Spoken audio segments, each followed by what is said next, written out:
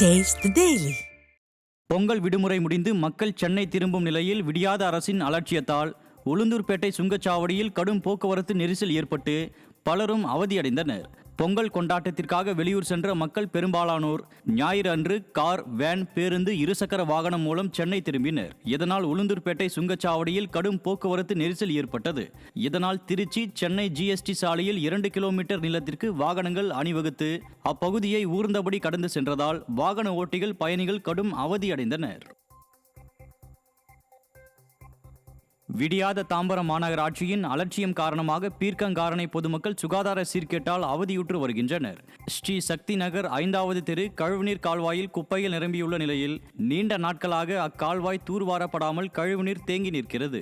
இதனால் அங்கு துர்நாற்றம் வீசுவதுடன் கொசுக்கள் உற்பத்தியாகி நோய் தொற்றும் ஏற்படுவதாகவும், இதுகுறித்து பலமுறை புகார் அளித்தும் விடியாத மாநகராட்சி நடவடிக்கை எடுக்கவில்லை என அப்பகுதி மக்கள் சாடுகின்றனர். விரைந்து நடவடிக்கை எடுக்காவிட்டால் வரும் தேர்தலில் தக்க பாடம் புகட்டப்படும் எனவும் அவர்கள் எச்சரித்தனர். ராணிப்பேட்டை மாவட்டம் பானாவரம் அருகே இருசக்கர வாகன விபத்தில் சிக்கி மாணவர் இறந்ததற்கு விடியாத அரசின் அலட்சியமே காரணம் என புகார் எழுந்துள்ளது. மாங்குப்பம் அருண்குமார் என்பவர் இருசக்கர வாகனம் ஒன்றில் 9ஆம் வகுப்பு மாணவர்கள் 2 பயணித்த நிலையில் அவர்கள் சென்ற வாகனம் பானாவரத்தில் விபத்திற்குள்ளானது. சிகிச்சைக்காக அவர்கள் அருகிலுள்ள அரசு மருத்துவமனைகளில் சேர்க்கப்பட்ட நிலையில் ஒரு மாணவர் சிகிச்சை பலனின்றி பரிதாபமாக இறந்தார். மாணவன் இறப்பிற்கு சுகாதாரத்துறையின் தேவையற்ற காலதாமதமே காரணம் என விமர்சிக்கப்படுகிறது.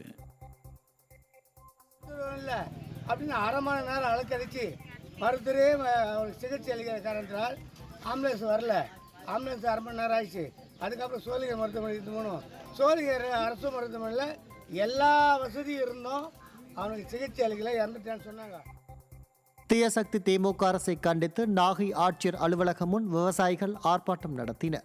கறிக்கோழி பண்ணை விவசாயிகளுக்காக போராடிய தமிழக விவசாயிகள் பாதுகாப்பு சங்கத்தினரை உடனடியாக விடுதலை செய்ய வேண்டும், நில எடுப்பால் பாதிக்கப்பட்ட விவசாயிகளுக்கு மேல் குடியிருப்பு வழங்க வேண்டும் என்பன உள்ளிட்ட கோரிக்கைகளை வலியுறுத்தி இந்த ஆர்ப்பாட்டம் நடைபெற்றது. ஏராளமான பெண்கள் பங்கேற்ற இந்த ஆர்ப்பாட்டத்தின் போது விடியாத அரசுக்கு எதிராக ஆவேச முழக்கங்கள் எழுப்பப்பட்டன.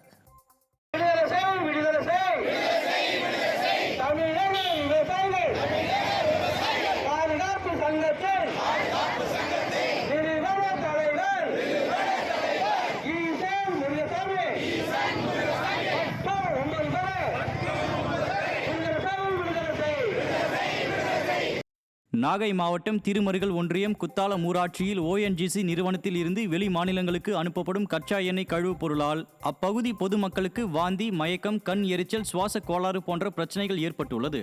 ONGC நிறுவனத்தில் நிறுத்தி வைக்கப்பட்டுள்ள கண்டெய்னர் லாரிகளை அப்புறப்படுத்தவும், வெளி மாநிலங்களில் இருந்து கச்சா எண்ணெய் கழிவுப் பொருட்கள் குத்தாலம் பகுதிக்கு கொண்டு வருவதை தடுத்து நிறுத்தவும் அப்பகுதி மக்கள் விடியாத அரசுக்கு கோரிக்கை விடுத்துள்ளனர். சென்னை மாதவரத்தில் புதிய உடற்பயிற்சி கூடத்தை கட்டி 2 ஆண்டுகளாக செயல்பாட்டிற்கு கொண்டு வராத விடியாத மாநகராட்சிக்கு கடும் கண்டனம் எழுந்துள்ளது. லட்சக்கணக்கான ரூபாய் மக்கள் வரிப்பணத்தில் கட்டப்பட்டுள்ள அந்த உடற்பயிற்சி கூடம் திறக்கப்படாமல் உள்ளதால் தாங்கள் மாதந்தோறும் ஆயிரக்கணக்கில் செலவழித்து தனியார் உடற்பயிற்சி கூடங்களை நாடும் நிலை இருப்பதாக அப்பகுதி இளைஞர்கள் வேதனை தெரிவிக்கின்றனர். மேலும் விடியாத மாநகராட்சி உடற்பயிற்சி கூடத்தை முறையாக அமைக்காமல் மின்கம்பத்தையும் சேர்த்து கட்டியுள்ளதால் எப்போது என்ன நேருமோ என்ற பீதி ஏற்பட்டு உள்ளதாகவும் இளைஞர்கள் குற்றம் சாட்டியுள்ளனர். கிட்டத்தட்ட 2 வருஷமாக ஜிம்மு கட்டி மக்களோட பயன்பாட்டுக்கு இது கொண்டு வரல. இது இன்னமும் அப்படியே தான் இருக்குது. ஆனால் உள்ளே எல்லா பொருளும் வாங்கி போட்டுட்டு எதற்காக இன்னும் திறக்காமல் வச்சுருக்காங்கன்னு தெரியல, என்ன நோக்கத்துக்காக அப்படி வச்சுருக்காங்கன்னு தெரியல. இதனால் இங்கே இருக்கிற பசங்க எல்லாருமே வெளியில் போயிட்டு 10,000 15,000 கட்டி அவங்களோட வருமானமே ரொம்ப கம்மி. ஆனால் அவங்க பார்த்தீங்கன்னா 10,000 12,000 ஃபீஸை கட்டிட்டு அவங்க போய் அங்கே வெளியில் போய் செஞ்சிட்ருக்காங்க. சென்னை மாதவரம் தொகுதிக்குட்பட்ட அலெக்ஸ் நகரில் மாநகராட்சியின் அலட்சியத்தால் வாகன ஓட்டிகளின் உயிருக்கு அச்சுறுத்தல் ஏற்பட்டுள்ளது.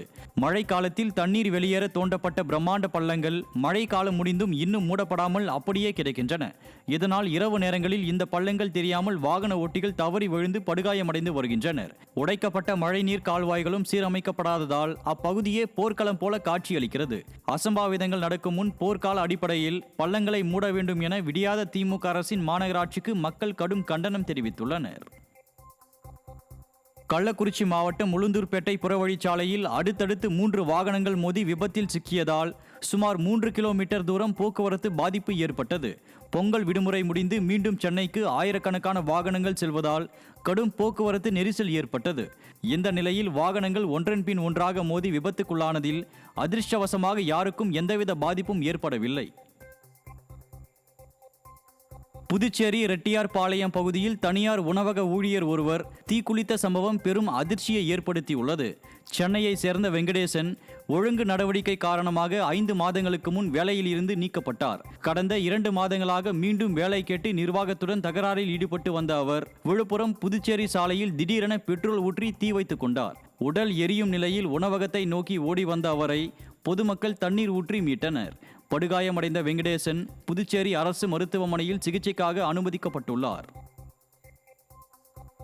சென்னை மணலி மாத்தூர் ஏரியில் 10 கோடி ரூபாய் செலவில் அவசரமாக திறக்கப்பட்ட படகு சவாரி பெரும் சர்ச்சையாகியுள்ளது. விளம்பரத்திற்காக அமைச்சர் KN நேருவால் திறக்கப்பட்ட இந்த ஏரியில் முறையான மதகுகள் இன்றி மணல் மூட்டைகளை வைத்து தண்ணீரை தடுத்திருப்பது விஞ்ஞான ஊழல் என பொதுமக்கள் சாடுகின்றனர். இதனால் நீர்மட்டம் குறைந்து படகு சவாரி விபத்துக்குள்ளாகும் அபாயம் ஏற்பட்டுள்ளது.